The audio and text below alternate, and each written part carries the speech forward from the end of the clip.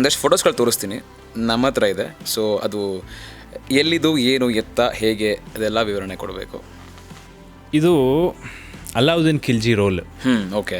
So ಇದನ್ನು ಏನಕ್ಕೆ ಮಾಡಿದೆ ಈ ಫೋಟೋನ ಅಂದರೆ, ಈ ಫೋಟೋ ಎಲ್ಲಿ ತೆಗೆದಿದ್ದು ಅಂದರೆ, ಈ ರೋಲ್ ಮಾಡಿದ್ದು ನಾನು ಲಾಕ್ಡೌನ್ ಟೈಮಲ್ಲಿ ಆಚೆ ಹೋಗೋಕ್ಕಾಗ್ತಾ ಇರಲಿಲ್ಲ. ಒಂದು ಯೂಟ್ಯೂಬ್ ಚಾನಲ್ ಸ್ಟಾರ್ಟ್ ಮಾಡಿದೆ.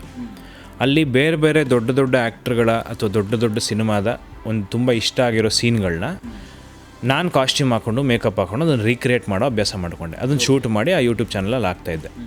ಸೊ ಇದು ಪದ್ಮಾವತ್ ಸಿನಿಮಾದು ಅಲಾವುದ್ದೀನ್ ಖಿಲ್ಜಿ ಆ್ಯಂಡ್ ಮೆಹರುನಿಸಾ ಅವನ ವೈಫ್, ಅವರಿಬ್ಬರು ಕಾನ್ವರ್ಸೇಷನ್ನ ನಾನು ರೀಕ್ರಿಯೇಟ್ ಮಾಡಿದ್ದಿದ್ದು, ಅದರದ್ದು ಫೋಟೋ ಅದು. Next photo